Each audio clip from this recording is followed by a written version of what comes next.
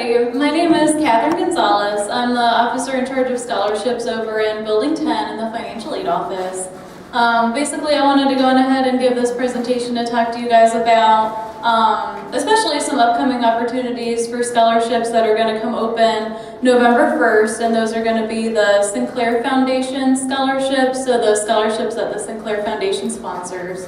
There will be 89 scholarships that are going to come open starting November 1st, and they're going to be open from November 1st through 30th. I'm going to give you a lot more information about that as part of the presentation. And I'm pretty excited about this just because I know you guys are really fun people. It's just nice to kind of give presentations outside of work hours and everything so that I can kind of get to know you guys for you and see you guys kind of in your element instead of, you know, all this like book stuff all the time. I think that's like a lot of pressure sometimes for students. They have to deal with all that stuff. So it's just nice to kind of unwind a little bit, have some snacks, which are over there if anybody wants any, and just kind of enjoy kind of some information that I'm going to be giving to you guys. If the clicker works. It's not working? It's working a second ago.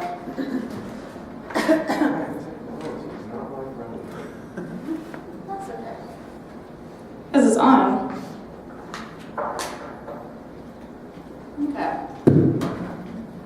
I'll be your Twitter. Okay, that'd be nice, thank you. Yeah. So yeah, I just have basically one goal of this presentation. I was hoping that you would feel like him, woohoo, I got a scholarship! Or like this other guy. Very nice, very nice. So yeah, that's especially the thing that I want you guys to feel like. I just want you guys to feel more comfortable with applying for scholarships. I want you guys to feel confident going in there, like starting Saturday if you feel like starting it on a weekend, or if not, you know, fresh and early on Monday or during the next couple weeks, just getting into the scholarship system, applying, then later searching for scholarships on your own that are outside of the Sinclair Foundation, because you can really never have too many scholarships.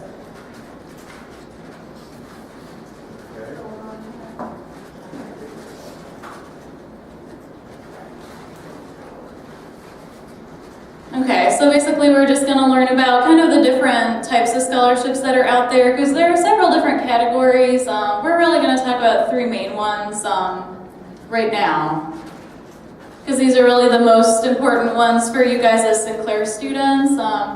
So basically there are institutional scholarships. So institutional scholarships would be things that are offered at Sinclair.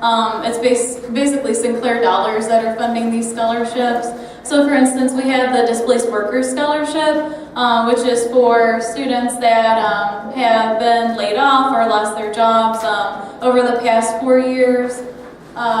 Basically, that application is on Sinclair's website. You could search for displaced workers, and that's where you'd find that.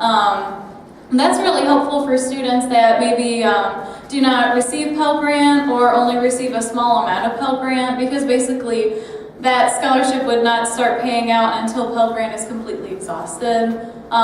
It's also only for this school year. It's not renewable for future school years, so it's really kind of this school year is your last chance to really get this one. As the scholarship stands today, it's going to be kind of evolving over the next couple of years.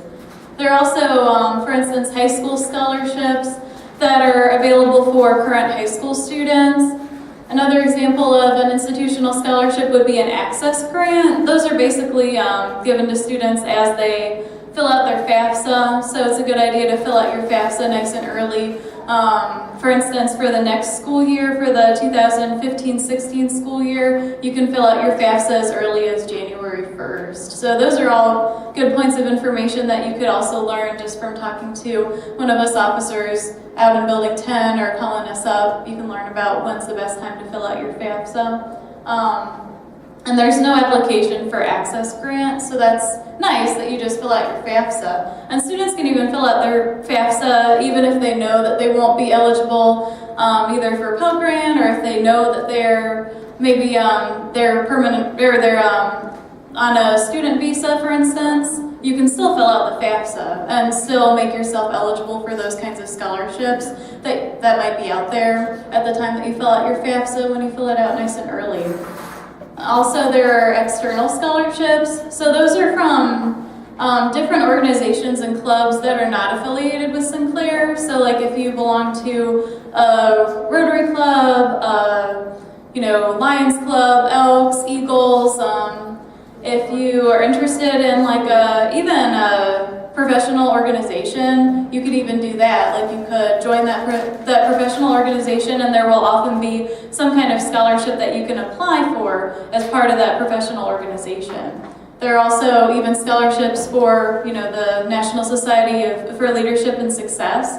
So you could definitely take a look at that as well, to fill out applications for that. But with external scholarships, those scholarship applications are always on that other organization's website, or you'd have to contact them to get information about that. We do technically have a good list of scholarships from external sources that you can look at right on Sinclair's website.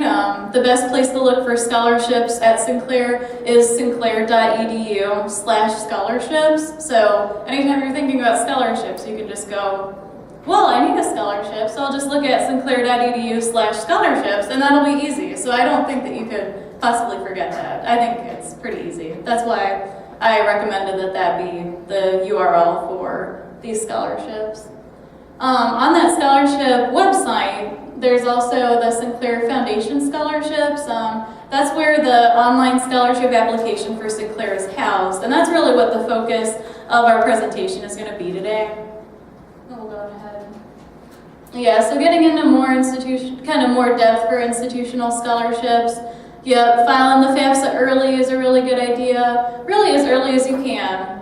And then displaced workers is also on Sinclair's website. There are also high school scholarships for those of you that have friends in high school that want to apply for those. And then as far as external scholarships, just think about any organizations that you're a part of. This is kind of more information. We'll also be putting this presentation on definitely Sinclair's scholarship website within the next couple weeks, so that way it'll be a good reference point for you guys, so you don't have to feel like you have to take all these notes or anything like that. We're also definitely making a video right now that's currently playing, currently being recorded, that will be just a great resource for you guys too. And basically, Sinclair Foundation scholarships, it's a very convenient location. The scholarship system is going to be open 3 times during the year, which is pretty unprecedented. Actually, for other universities, it's usually open just once. But basically, we know that there are a lot of students at Sinclair that, because of your work-life balance, you really need more openings, more opportunities to be able to apply for scholarships, because maybe you might have to work in summer, and so it's not convenient for you to attend school in summer, but you want to attend in fall and spring, and we feel that you should have the opportunity to receive scholarships in fall and in spring, especially as maybe if your major changes and as you accrue more credit hours that you're completing each semester, your scholarship climate might change. You might go from scholarships for new students to suddenly scholarships for second-year students or students that are about to graduate. So we want to be able to catch those kinds of nuances and changes that you're going through that might make you eligible for different types of scholarships throughout your life as a student. So basically, before you apply, you want to try and make sure that you have completed your FAFSA. It's technically not a requirement, but it is definitely recommended. Even if you do not think that you are eligible for any financial aid, even if you are, on any kind of visa, even if you are in default on your loans or anything like that, you should still fill out the FAFSA, because that's going to give us all that good information. Are you eligible for loans? Are you eligible for Pell Grant? Are you, what's your income looking like? Are you going to have any Pell Grant at all, or just a little bit, or what? And that information is going to be sent out to our review committees so that they can take a look at that information and use that when they're determining whether or not you should receive a scholarship.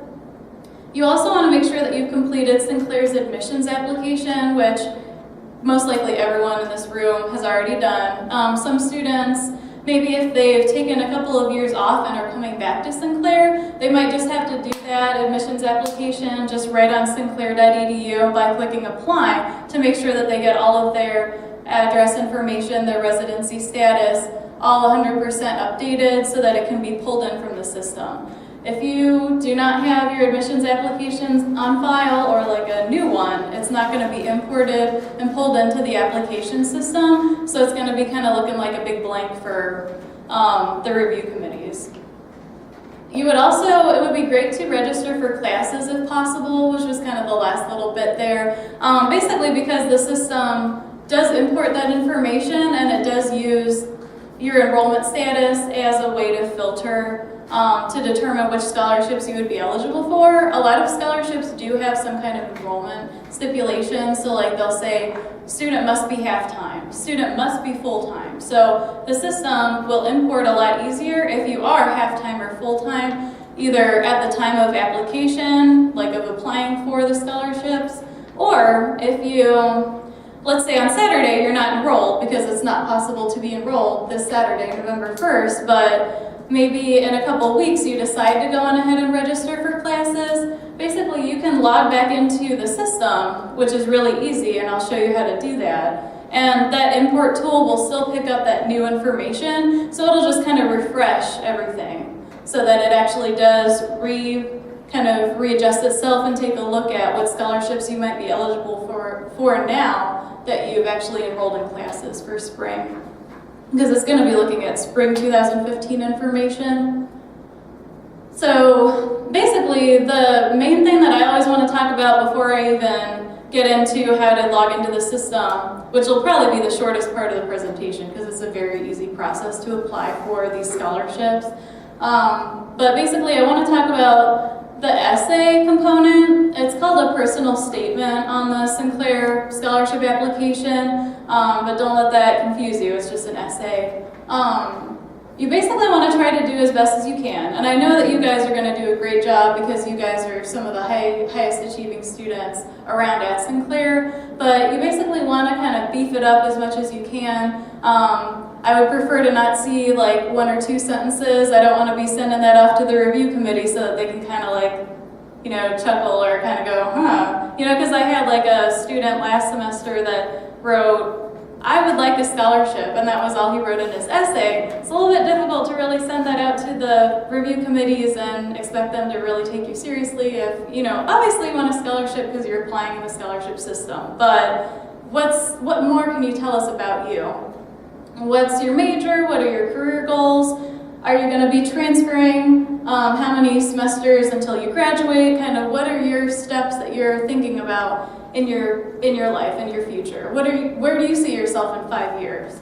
We want to hear that kind of information. We also want to hear anything that might make you stand out in a scholarship application, because for instance last semester for the fall 2014 semester about 1,245 individual students applied for scholarships, so these get kind of competitive for especially some of these like maybe scholarships for liberal arts students, because they're kind of more liberal arts students than maybe like a electronics engineering student. So you really want to stand out. Like, is there any difference in your cultural background, or like maybe are you Appalachian? Are you just interested in certain things? Do you, I don't know, knit? Do you do community service? Do you have different volunteer activities? Hey, Catherine. Oh, yeah? This is important for the National Society people. This is where you really distinguish. Leadership merit is one of those places that makes you stand out considerably. We have many opportunities to expand that if you want to serve. We have lots of community service types of projects, and we're working with high school students. This is coming up a huge thing that we've been working on for a long time. If you want to stand out and you want to get money, those components really do. I was a Sinclair student, and I got many scholarships, and as I continue to apply myself and contribute my time to different things and distinguish myself, especially working with the NSLS, I got a ton of scholarships. So if you have questions, ask me later. That's important. Yeah, and I mean, talking about the fact that you're in NSLS is a great idea to include in your essay. Any professional organizations that you're a member of would be great to know as well, because some of those are actually in the system. You could even We'll talk about how you can search through scholarships as well. You might even go home tonight and just kind of take a look at those. Just type in professional organizations or just, type in your major of interest, and that'd be a great idea as well. Because basically I have a lot of students that come into my office and talk to me, or that have talked to me over the past couple of years that I've been an officer, and they say, well, I'm not very good at an essay, I'm not very good at essay writing. And I mean, that's great. I mean, it's something that you can definitely work on. I mean, they're not expecting perfection. Nobody's expecting 100% correct, spelling and grammar and everything. It would be best to go on ahead and try to have someone proofread that for you before you actually put it into the application if possible, so that you're really putting your best foot forward. So you guys can send me stuff. I'm a writer. Yeah, he'd be great to do that. I'd be happy to help any of our MSLS members that want help. I'm sorry, Mr. Name? Denny, I'm the advisor, yeah, so you can find me easy in the, Yes. yeah, and send it to me because I want you to succeed, and this is opportunity. That's why we did this, and Catherine was gracious to come here this evening to do this presentation, because I want you guys to take advantage of this stuff. Really, it does help you. I don't know if some of you guys read orientations when I said, hey, this is a big deal that you can distinguish yourself as a leader. That's where even academic merit, at some point, everybody's got A's, then they're looking for other things because grades aren't everything. So even if you have B's and even C's, but you have been really doing all this great stuff in the community and you've shown your character, that will stand out to a scholarship committee. It really will. It makes a difference. Yeah, definitely. I mean, the review committees in the past have picked students that meet the requirements and did an awesome job on their essays over people that maybe wrote one sentence for their essay and do maybe have like pretty good grades, or maybe a little bit better grades. I mean, we look at everything. The review committees look at everything. All of our donors look at everything as they're looking at these scholarships. And if you think about it, really, like, you're investing a little bit of extra time in writing these essays, but you could potentially get hundreds of dollars or thousands of dollars. So I mean, this is really worth it. Definitely, you could get a really high return on investment. Other than that, I mean, you could talk about also your marital status, since there are scholarships for instance, single parents. So if you're a single parent, you would definitely want to talk about that. If you're a veteran, you would want to talk about that as well. Since the Sinclair application, like the admissions application, does have you enter veteran status, that's the kind of thing that might be imported as well. But it'd be great to go on ahead and just put it out there to say, hey, I'm a veteran, and if there's a scholarship for a veteran, then I would like to get that. And that's something that you can search for as well when I show you guys how to do that in another slide or so. But, also, I as an administrator or other review members, if they see that maybe you didn't apply for a veteran scholarship and you are a veteran, we can apply you for that scholarship. So that's another reason why it's important to just put in that information so that, you can either apply for the scholarship yourself or someone can manually apply you. So that's kind of a really neat feature of this new application. I think we're ready. Yeah, so definitely the best practices, like the number one thing that I would recommend that you guys can even do now is to go on ahead and search the scholarships, to take a look at all those 89 scholarships that are out there and kind of see which ones might actually be applicable to you based off of your major, your interests. So, if you're an electronics engineering student, I only say that because my husband's in electronics engineering, so I say, oh, Jorge, I love you. Here we go. But anyway, so if you're an electronics engineering student, then you can type in electronics engineering or even just electronics and then hit search, and it'll show you the list of all the scholarships that are for electronics students, so that you can go on ahead and take a look, because you can actually see right now if any other materials might be needed. Like if you might need a letter of recommendation, you can see that right now and go on ahead and ask someone for a letter of recommendation. And you could ask like faculty members, or you could ask Denny. I don't want to like put him out there, but don't listen to one. But I will write. Well, I'm writing. Finished one for one, but I would be happy to do that. And I actually write probably hundreds of them in a year. So I got to meet you and get to know you a little bit, because I'm not just going to write it if I don't know you. So, but I will. And so there's other people that your professors and things like that. I have used that resource. Got lots of scholarships from it. really. Yeah, because this is just a good idea, especially now if you're feeling like, I bet you'll be like chomping at the bit after this presentation is over to be like looking at these. I'm sure like on a Thursday night, beggar's night, you're gonna say, no kids, I'm not taking you out trick-or-treating, I'm working on the scholarship system. But you know, you could within the next couple of days before it even comes open, or even after it's open, you can still search before you get into the system if you feel like it. I think it's an easy feature to use. It's just because there are 89 scholarships that are going to be open, and then usually in other semesters there are more. So it becomes overwhelming, and I just don't want you guys to feel like, oh my gosh, I can't see anything that I really want to apply for because there's nothing on this first page. You know, using that feature is going to really help you see and kind of weed out which scholarships you really want to be focusing on. I think we're ready. I was going to tell them that when I went to do this for myself when I was a student here, I went first to see the ones I couldn't get, and then found all the ones that I was reasonably thought, and I just said, man, I'm trying it. And the Shriners, I think at the time, somebody like that gave me like $1,000 scholarship. And I never would have dreamed that that was be true, but I just applied for them, you know. You never know until you do it. Yeah, because you really want to be, I mean, for instance, the search feature does show you all the information about all the scholarships. So like it does tell you the full criteria for eligibility. So it's not like a guessing game anymore like it used to be with our older system, where our old system wasn't able to really give you a lot of information about really what GPA would you need, what enrollment status would you need. But this already just tells you everything, just puts it right out there so that you can really kind of take charge of your scholarship abilities and your scholarship application experience. So that's been really great.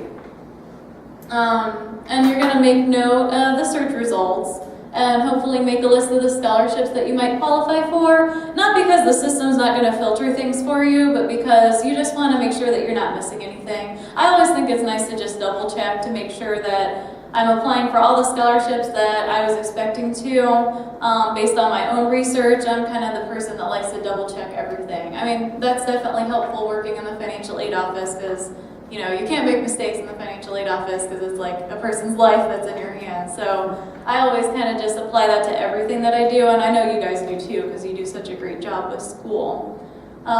You want to pay attention to all stipulations. We get a lot of students like that maybe think that they might qualify for a scholarship but they don't meet the GPA qualification, for instance, which won't be the problem for you, but or they might miss something. I mean, if you're not meeting all of the qualifications, then you're not going to be sent to a reviewer because we can't have them looking at someone that couldn't actually receive the scholarship. So that's why it's a good idea just to check the stipulations. The scholarship system does a good job of importing and of matching you to scholarships, but it's not absolutely perfect. Like some of these are a little bit different qualifications, so sometimes it's impossible to have the system completely do everything for you. And then here comes the fun part. We're going to talk about actually how to get into the system. Awesome. So basically, this is how the scholarship site actually looks like as of right now. Basically, the only thing that will change on, like basically starting Monday, will be that the wording inside of that red button, like the button that I went on ahead and put the ribbon around, the wording's going to change. It's going to say apply now. I didn't want to make people apply now or think that they could apply now and then click on the thing and not be able to log in. So that's why I just said view scholarships that are available. But you're going to click on that. I make it nice and big so that everybody can see it. I want to make this as easy and painless as possible for you guys because I was tired with the old system where people were calling my office saying, how do I even apply or how do I even log in? This is very easy to just click. Okay. And then basically the beauty of this Sinclair logon, or of this whole logon system, is that to log in, all you do is you click sign in with your institution and you're going to use your Sinclair username and password. So you already know your Sinclair username and password, so you can just go on ahead and use that. So that's really nice. Technically, if you would have problems, like if you don't know your username or password, you can click trouble signing in right there. But we haven't had any students with problems really, just because you already know all that information. In the past, we used to have systems where you had to create a separate password, but gone are those days. Now we can actually use the information that you already have in your brain, so that's awesome. And then that's going to take you to the general application. So basically you're just going to be filling in some information. This personal information tab is already going to be out there for you. You're going to be entering your first name, last name, marital status. You actually don't have to input your email because it's imported directly from your student record. So your My Sinclair email is going to be right in there. So you don't have to guess about it. And you don't have to figure out or decide which email you're going to include in here because it's going to be your My Sinclair email. So that's another important point, that you want to focus on checking that My Sinclair email after you're done with this, because you're going to get notifications regarding awards via that email. I'm also going to be sending you guys information basically to everyone that fills out an application for the scholarship system, just kind of in between times. Like, I like to send you guys stuff during November just to say, hey, if you want to apply or if you want to do anything different with your application, upload a letter of recommendation, you can still do that until November 30th. So I just like to send out kind of, I don't know, stalker emails to everyone saying, hey guys, there's stuff to do. Hey guys, it's closed now. Hey guys, check your email. So, you'll know that those are for me. So hopefully you will appreciate that. And you'll say, thank you, Catherine. And you can always visit me and say, I love how you stalk me every day, Catherine. That's just great. Not every day. It's like every several weeks or something like that. But I just like to keep you guys in touch with what's happening so that there are as few questions as possible. But it is really important to check that email, definitely. And then if you guys would so please, this is my husband's info, sorry, but he's my guinea pig. But basically, you can click the applicant record tab just as you're filling out your general application if you feel like taking a look at the information that was imported directly from your student record. We do ask that you, some of this information you have to enter yourself, so like your name and some of the things like, just to make sure that that's completely updated. But this is going to be the information that's pulled directly in from the system. You can take a look.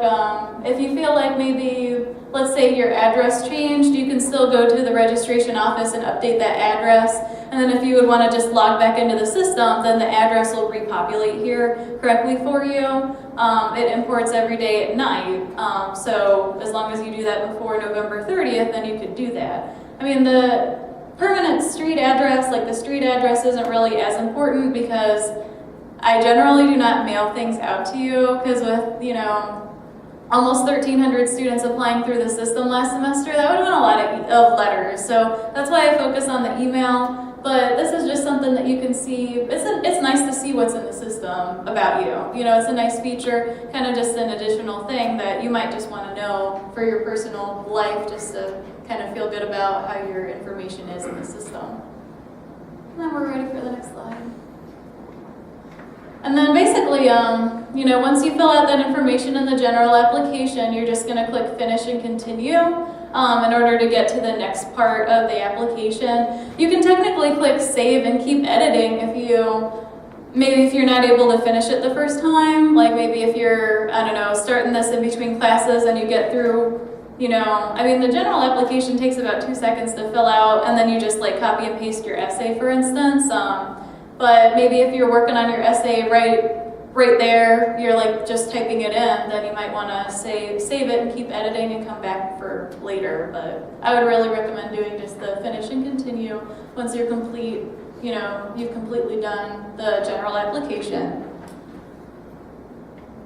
And then you're going to be looking at recommended opportunities, which are going to be pulled into the system for you. So basically, as you fill out the general application and have that information imported directly from your student record, the system kind of starts thinking for you, and it starts taking a look at all of the 89 scholarships and looking at all the eligibility criteria that have been built in the system, and sees, like it goes on ahead and sees if you match any of those criteria. And so it pulls up this list where basically this list is made up of scholarships for which you meet at least one eligibility criteria. So that's really why I talked to you about kind of making that list beforehand, because I think it's just nice to be able to, hopefully see on that list that those are ones that you could definitely apply for. These are ones that you could probably apply for. You meet at least one criterion on there. but you may not meet all of the criteria. Some of these get really, really specific.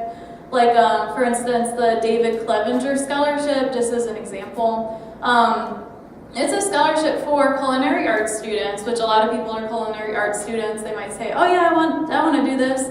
But it's for only culinary arts students that have graduated from an Ohio correctional institution. So that part makes it really difficult to award. We have not awarded that in a while. So if that fits your boat, if you fit that criteria, then that would be great to, definitely apply for. But it's one that's really difficult. I mean, we get a lot of people that apply for it thinking, oh yeah, culinary arts, I could do that. But not a lot of people have graduated from an Ohio correctional institution, just because, it's just not a lot of people.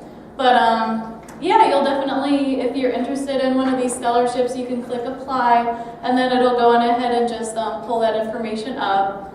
I think we're ready for the next line.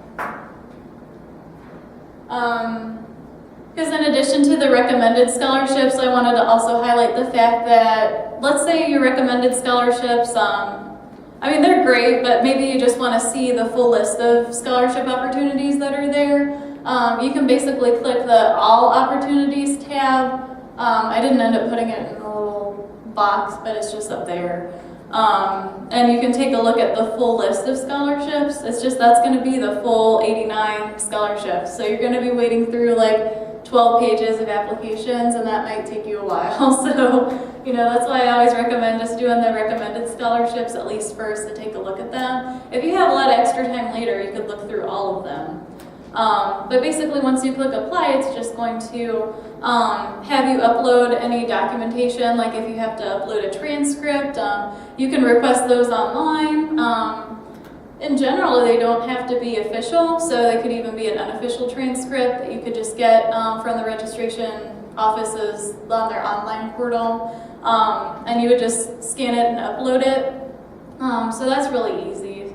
And basically, if for some reason you don't have any access to a scanner at all, you could maybe talk to me. But basically, we've had a lot of success with everyone being able to use the scanners at the library, for instance, to upload any documentation that they need to put into the system. It's just a really nice way to be able to do everything at once, just online, right when you're sitting at a computer, instead of having to turn things into someone.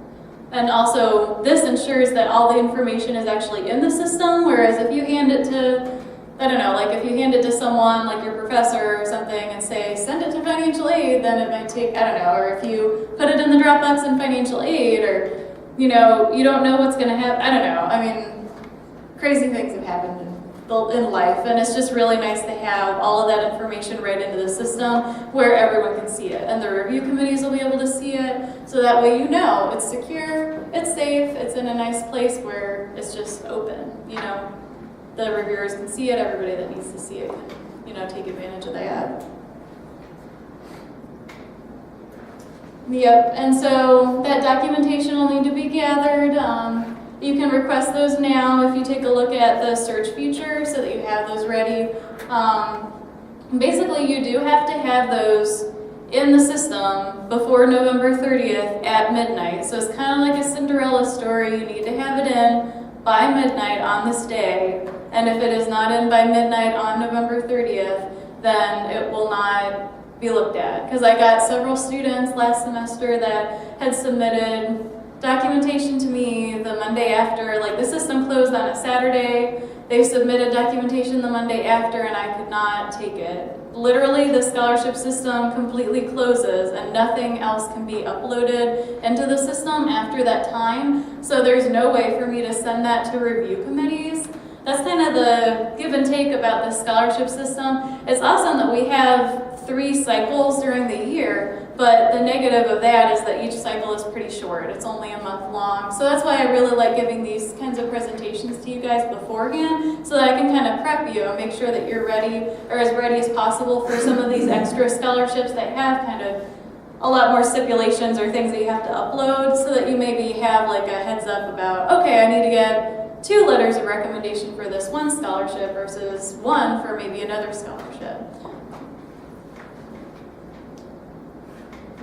And then once you've completed that, you're going to be checking your My Sinclair email. So literally, this is what shows up when I log into my Sinclair email, and I know that's not really really what you guys see, but that's what I see. It's funky. I did that last night and I was like, why does it show up like this? It doesn't look anything like when I log into a student's email with them. I don't get it, but that's okay. And I have no notifications. I have like no mail. I guess nobody likes me when I'm a fake student, but oh well, that's okay.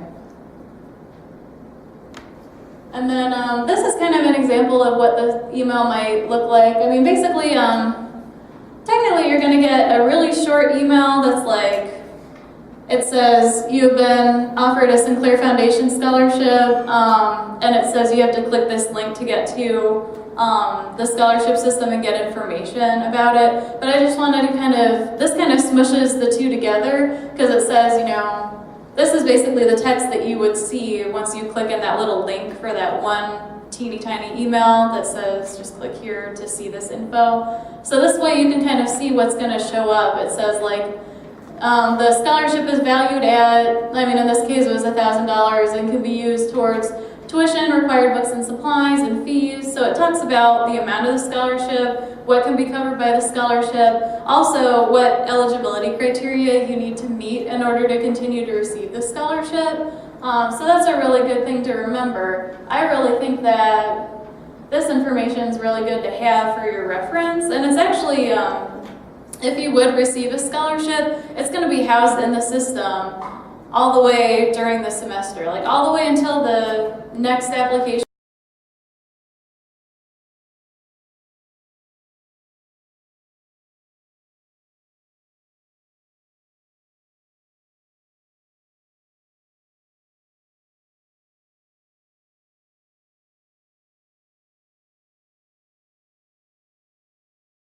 cycle. So like, you know, for scholarships for spring semester, that's going to be housed there all the way until March 1st. So, I mean, that's going to be good information for you guys to, if you feel like logging back in the system or checking your email, you can still do that, you know, and take a look at that information just all the time. That way you have that good info, even if you forget about it, you know, with all the million things that you have to do every day. I understand you can't memorize everything all the time, not even the important emails that come from me, but that's okay.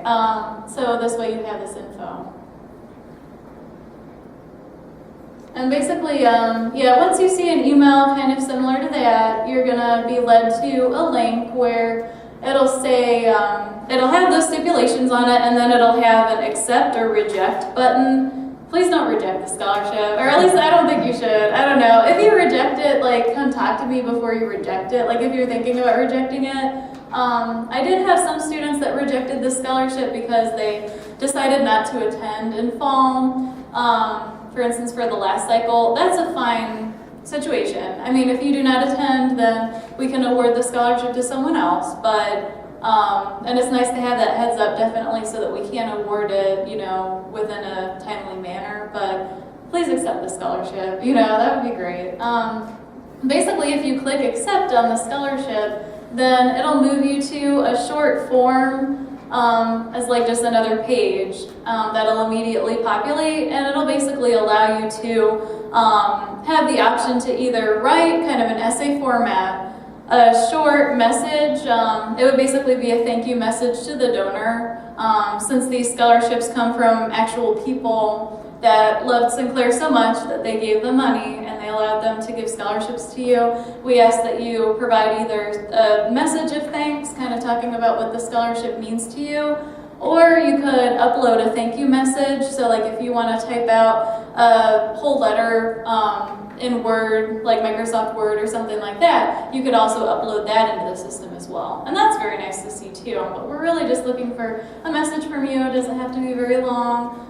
Some students are like, thank you very much, I really appreciate it. And that's really sufficient technically, because, you know, the Sinclair Foundation just wants to hear your thanks, just kind of hear what you're doing. And then once you've completed that little either upload or that little message where you're talking to the donor, you're going to click submit. That submit would allow me to know that you have already done everything you needed to do with kind of this acceptance process and that you're ready to be awarded. Because basically I can't award you until the submit button has been clicked, But just like last semester, I'm going to be emailing you guys again, kind of harassing you to say, hey, you have not done this, so you need to do that. But basically, it's just easier and faster to just click submit right in the system, and it's right there. I mean, you can't click anything other than submit in that, so might as well just click submit. And then basically, as far as keeping the scholarship, you basically want to just meet the stipulations of the scholarship. It will not pay out initially if you do not keep the stipulations.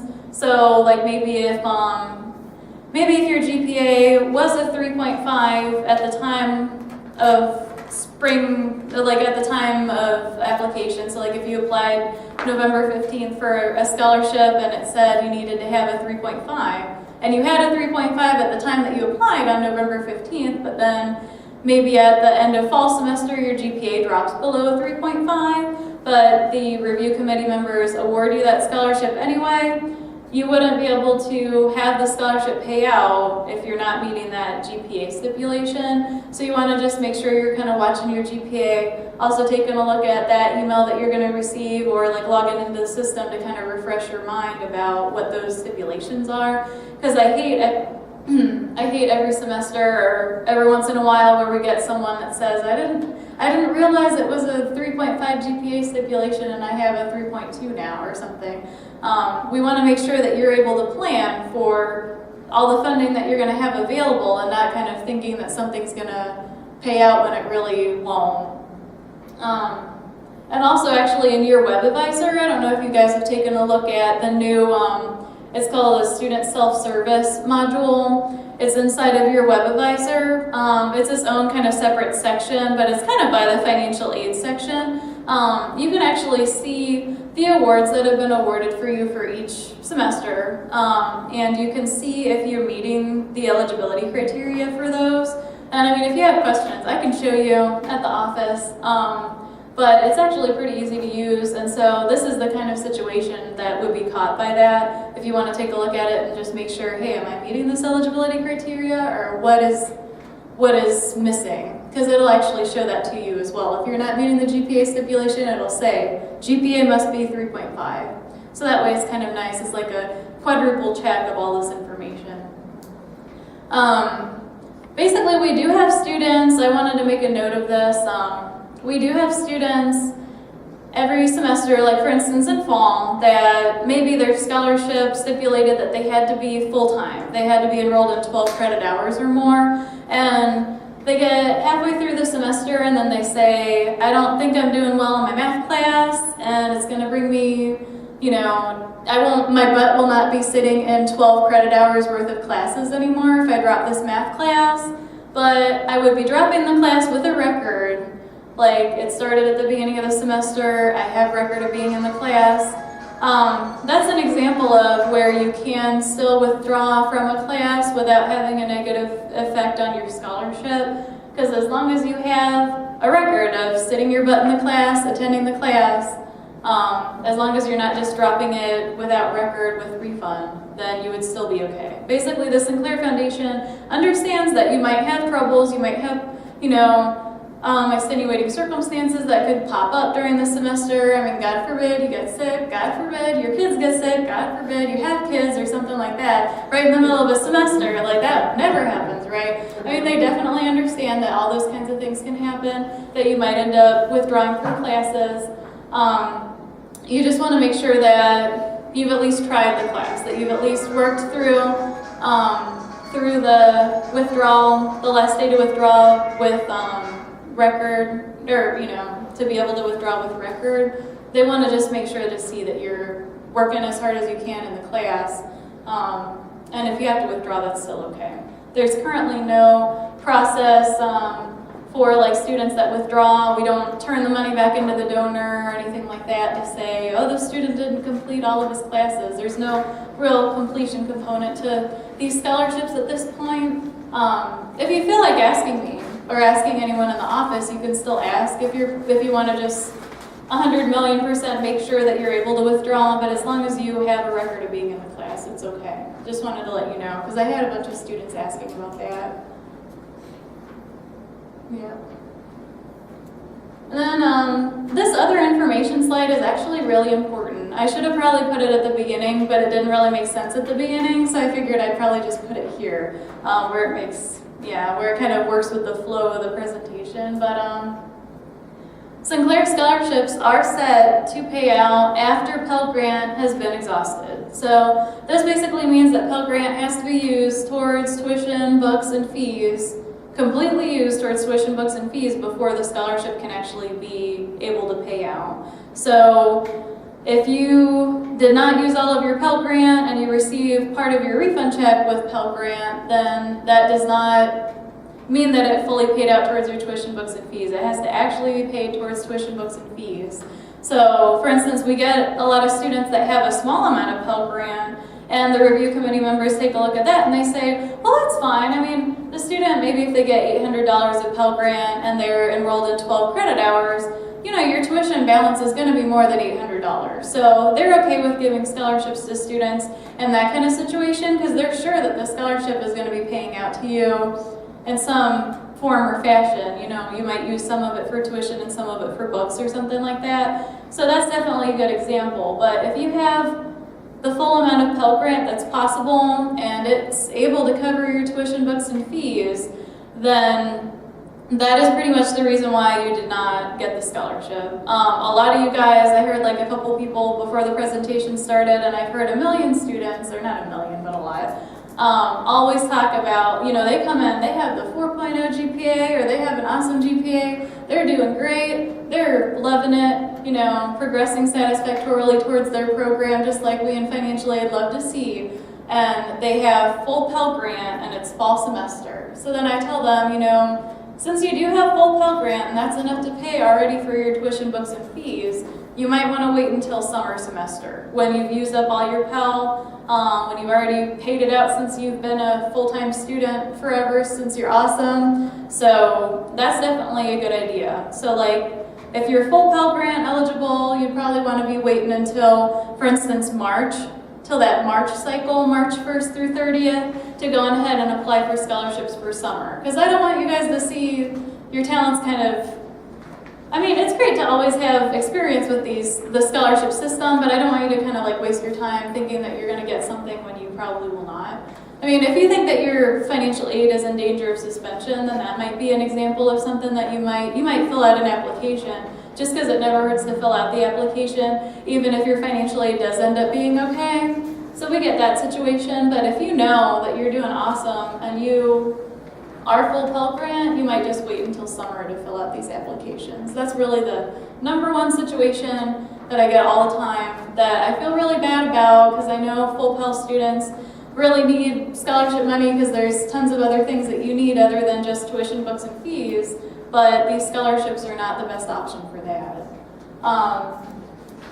Yep, so they will pay out for tuition, books, and tuition fees and required books and supplies, but they don't pay out towards like optional items or general items over at the bookstore. So like, for instance, a bus pass is another thing that we've had issues with this past semester, where lots of really smart students that got scholarships needed bus passes, but those are currently coded at the bookstore as transportation supplies, and so they're not actually in these. Like, most of these scholarships do not focus on transportation as one of the things that they can pay for. There are a couple of them that only pay for tuition, so you'll just want to be checking the stipulations there, but generally they'll do tuition fees and required books. No sweaters or hoodies. Go ahead. If you have a loan, then you can't get a scholarship either. Actually, these scholarships are all set out to pay before loans. The design of these scholarships is to try to reduce your debt if possible. So the best case scenario from a financial aid perspective would be to receive enough scholarships to pay for your classes and then just reject your loan. So definitely a student that maybe isn't eligible for Pell Grant for whatever reason, is only eligible for loans, would be an awesome candidate for this. And you can talk about it in your essay to say, as you can see, because my information is imported, I do not have eligibility for Pell Grant, But I definitely need funding for my tuition and my books. In fact, I would actually be interested in possibly even reducing my debt, or I'd just be interested in getting some help, because I just really need some help, and I do a great job, as you can see from the information that I have. But it's great to also note that, any changes in financially that you're expecting, like if you're not eligible for Pell Grant, if you're not eligible for loans, if you're in default on a loan and therefore won't be eligible for several months, it's great to talk about that in the essay. It's definitely something to highlight.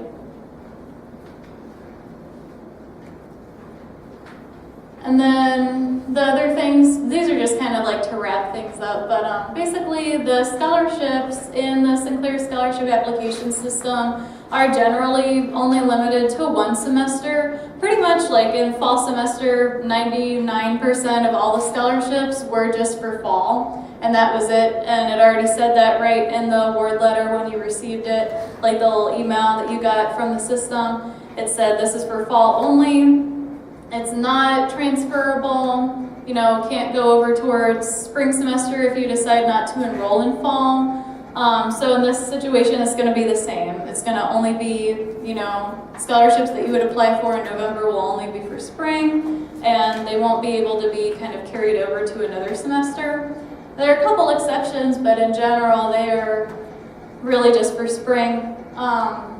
They are also not refundable, so in very, very, very few instances, like in fall, we did not have an instance at all where we awarded a refundable scholarship, and that was really fall is when you have the most scholarships, like the greatest number during the whole school year, and we did not have a refundable scholarship awarded at all. So it's very seldom that they will actually go to you in a refund check. So just so that that's something that you understand, and just to make sure to note that, any excess from that scholarship is not going to come out to you like Pell Grant or loans would. And then basically, if you have any questions about scholarships, you'll want to contact me. I love to hear you guys, especially you, because you guys are especially special. So I love to be in front of you. Yeah, I have a funny slide, I think, at the end of this. I wanted to tell you, if you guys are transferring, anybody might want to transfer to Wright State or any other colleges around, there's a potential for a really great transfer scholarship through the Honor Scholar Program. That's, I don't know if you guys know, we're in the 3rd floor, building 10, 11 right there, the honors office. Dr. Petrie runs the Honor Scholar Program, and I did this. And I've gotten, between my Pell Grants and my Honor Scholarship, I go to Wright State for free for my books. It's a $2,500 a year scholarship. I had to take 4 honors classes, which I loved honors classes, so I had like 13 of them. But you only have to do 4, and you have to write some papers. But if you sign up for that program, you have that potential to finish. You can finish, actually, technically, if you take 3 or 4 classes in a semester, you could actually do it in 1 semester and then still apply for that scholarship. And you'll need a letter from Dr. Petrie, but he loves to do this, so go talk to him about it. And when you have the spring semester coming, apply for honors classes. They're all the same classes. There's just extra work. Like I did a physics project on harmony music, and it took me, I don't know, 3 or 4 days to do it, and I got to present it in the class, and I got credit for that as an honors class. You do that 4 times for different classes. That was hugely helpful. It still is for me. That's one thing. And also, I wanted to ask Catherine, but I believe if you were asking about loans, if you got the scholarship, say you applied for $2,000 of a loan, and you needed the scholarship, you had no way to pay for tuition, and so you were going to get back $800. It would go towards your tuition and then reduce the amount. You'd still get that money back from the loan. You just wouldn't have to borrow $2,000. You see what I mean? So that's what I did, because I needed the money, to pay, because I was going to school. It was really hard with my kid and all that stuff, single dad. And that's what they did. They applied it straight to my tuition. And then, so I didn't need to borrow that money, I did need money, but I'd already figured it out by borrowing it with paying for the tuition, so it worked pretty well. Yeah, basically the scholarship just takes care of the tuition, and then you can that way take advantage of your loans, If you need it, yeah, then it reduces. more of them will your pay debts. out. Yeah, so that works out really well. And I wanted to say one other thing, you guys, she said there's 1,200 students that applied or something like that for fall. And just what she told you about the edges that you could have cuts that percentage considerably down. So you're not competing against 1,200 people, because I guarantee you 1,200 people do not understand how to write a good essay, or how to follow the criteria, or to look real specific and to have the advantage to put in there to distinguish yourselves as leaders in the leadership program. And if it's really an issue and you really want scholarships, you can serve more. The last year I was here, I got to be a Pearson Scholarship finalist, and that was like $15,000. And I was the only one in the state of Ohio, and it was all NSLS stuff that they told me. That's why I got to be a finalist. I didn't win it, it was in Gallup, Texas. But nonetheless, I was pretty impressed that I got that far. And that was it. It was that kind of distinction, because at that point I had a 4.0, but so did like hundreds of other people. What set me aside was my character through that particular thing. So if you have questions about that stuff, or if you need letters of recommendation, and if you came in late, we videotaped this whole thing. I'm going to put up this on YouTube, on our own little YouTube channel, so you can click on it. And then I can cover my face and like cry about it. Oh, and we're going to edit in all Catherine's jokes that she's going to do after she leaves. Okay. No, I'm kidding. But so you can see it and find out that information. But again, don't hesitate to ask me. I do get about 50 emails a day, so it might take me a few days to get back to you, but I will always get back to you. So don't hesitate to send me an email.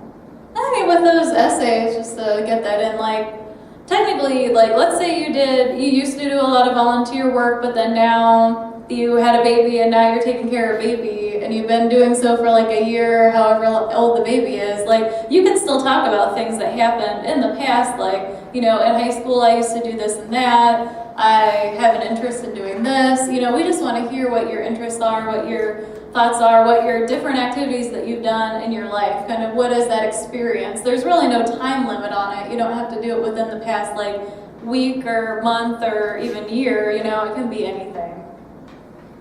Yeah, go ahead. Are NSL, are they loaded on that search?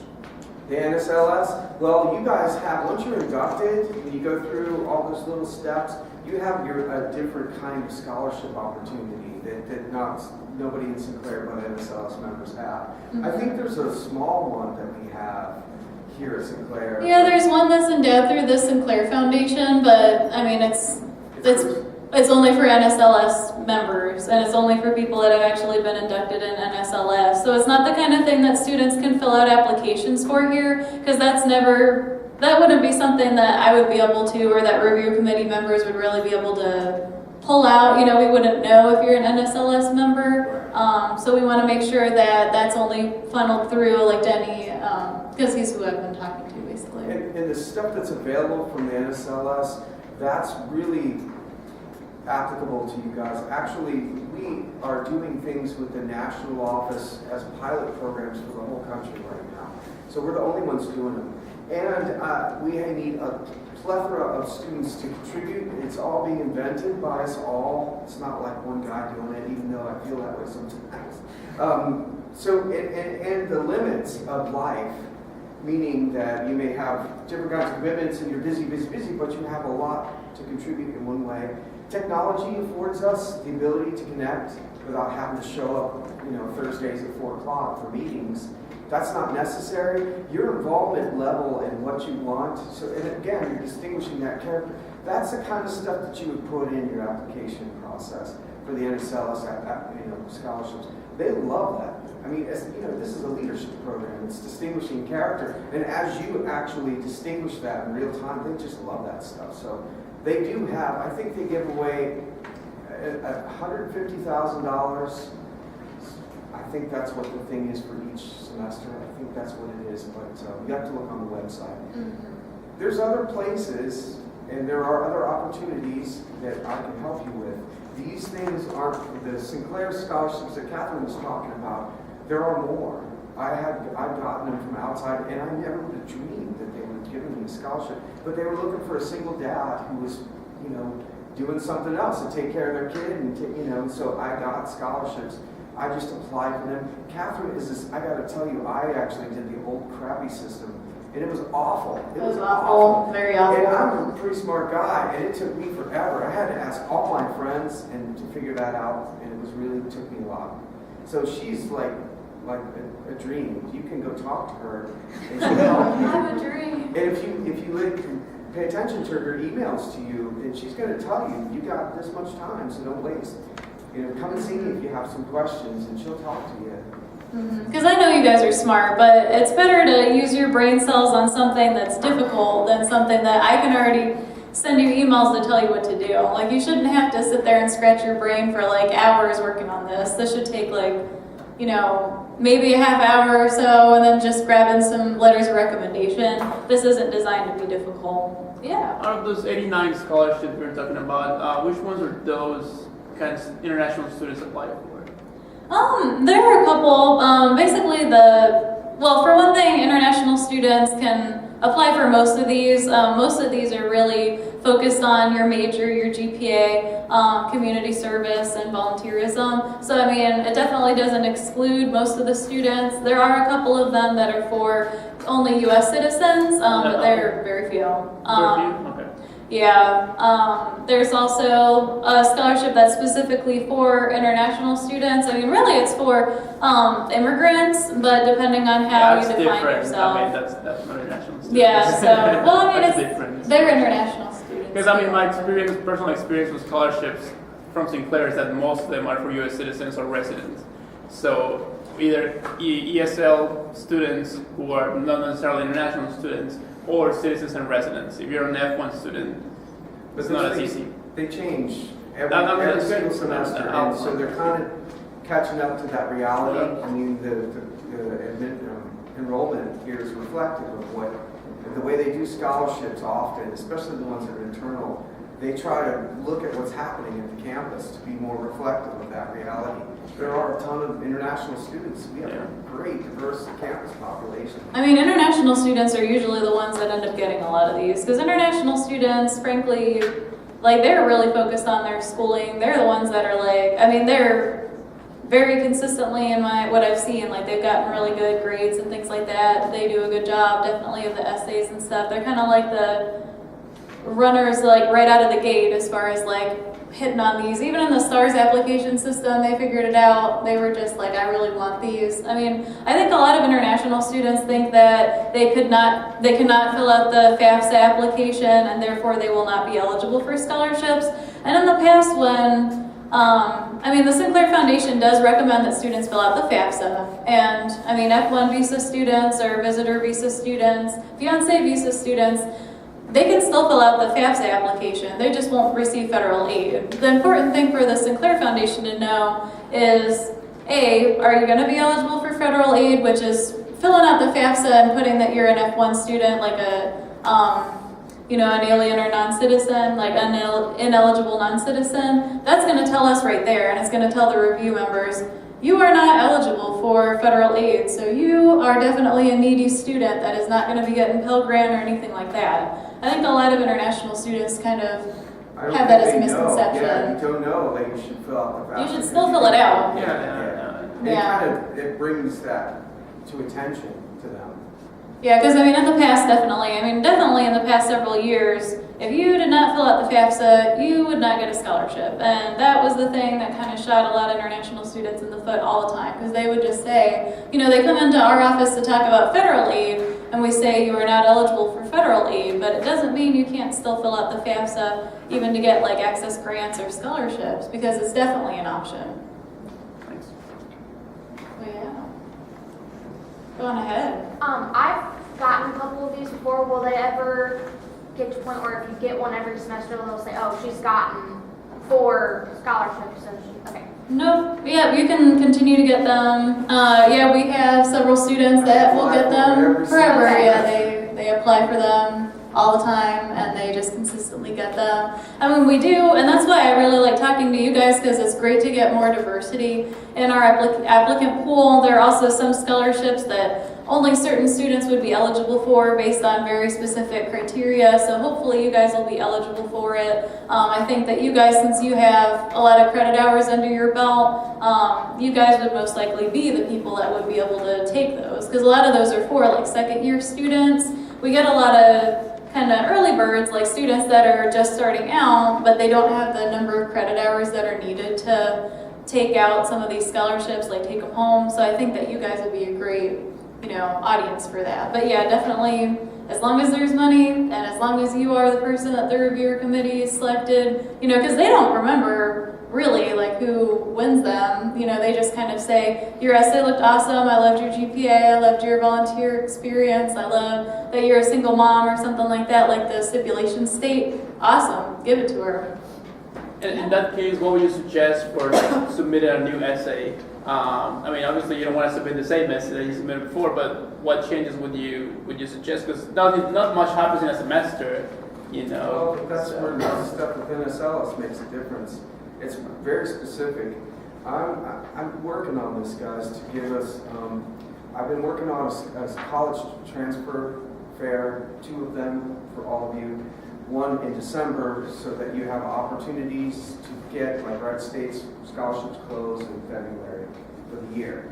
So I want you to see, I want them to come, they're all chomping at the bit to get to you guys, because you're the ones that are complete. So we started saying, hey, you need to bring scholarships just for them. Find a way to get scholarships. And they're like, well, can we come? Yeah. So that's possible that you do that. But everything that you do, and the next thing I'm trying to get is a way to help articulate your specific merits as character, how we can do this in a professional way, which is a little trickier, so that you can say, Catherine said that they're not looking for perfection here, so you can come send me an email and say, how do I distinguish the fact that I've been to these board meetings and I'm working on this project with Phi Theta Kappa to bring blankets or whatever it is.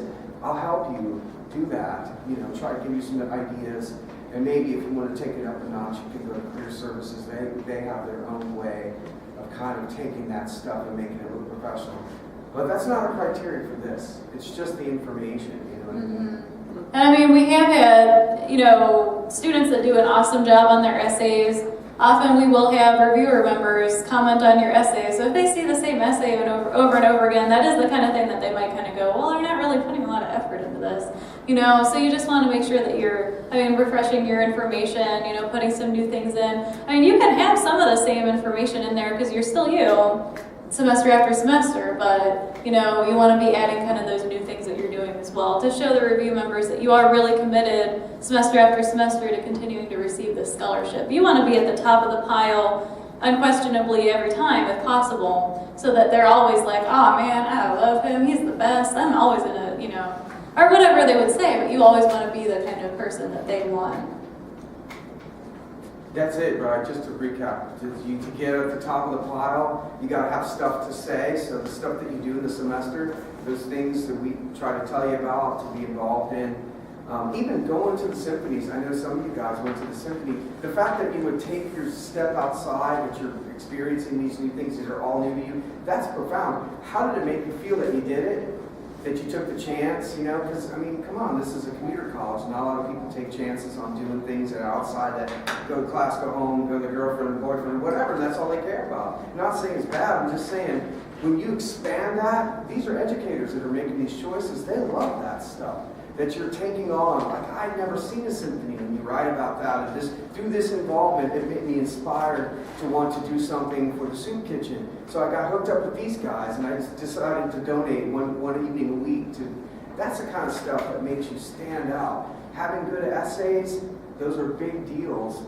Being on time with all that stuff, those are big deals. Distinguishing character, that's a big deal. So it's not just grades. As a matter of fact, that's a small part. I have a funny